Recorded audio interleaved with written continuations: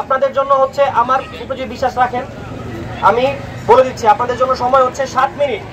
7 মিনিটের মধ্যে রাস্তা ছেড়ে সাইডে গিয়ে দাঁড়াবেন। রাস্তা যদি না ছাড়েন, আপনাদের দাবি দেওয়া কোথায় গেল ওটা আমি পরে দেখবো। আগে এখানে রাস্তা আমি ক্লিয়ার করব।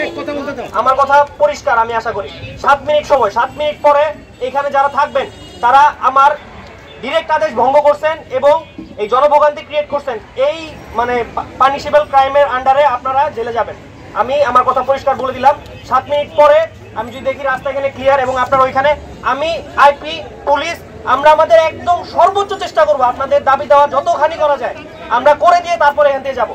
কিন্তু 7 মিনিট পরে যদি আপনারা এখানে থাকেন, রাস্তা যদি ব্লক থাকে, আপনি আমার পক্ষের না, আমি ধরে নিব।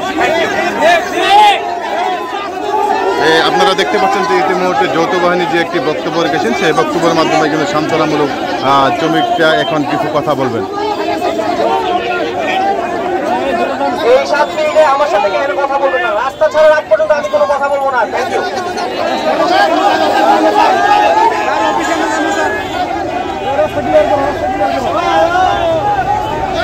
রাস্তা কিন্তু ইতিমুহূর্তে যে যৌথ বাহিনীর যে বক্তব্য, সেই বক্তব্য শুনে কিন্তু শ্রমিকরা ইতিমুহূর্তে কিন্তু রাস্তা ছেড়ে যার যার অবস্থানে যাচ্ছে।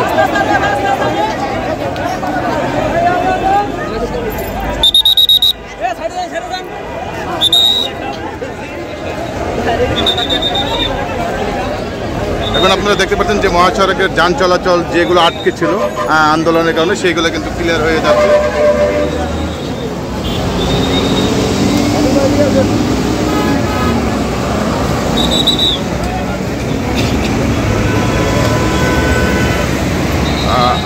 মহাসড়কের যান চলাচল কিন্তু স্বাভাবিক এবং চলমান রয়েছে। যৌথ বাহিনীর যে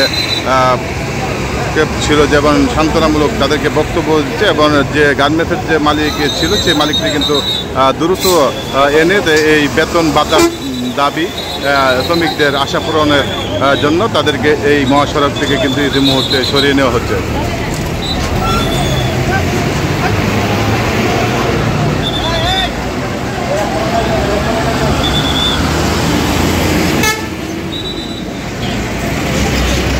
এই ছিল আজকের ময়মনসিংহ মহাসড়কের ফেরিপাড়ার এই গার্মেন্টসের বিক্ষোভ মিছিলের খবর। বিস্তারিত থাকুন এই পেজটি লাইক কমেন্ট করে সাথে থাকুন।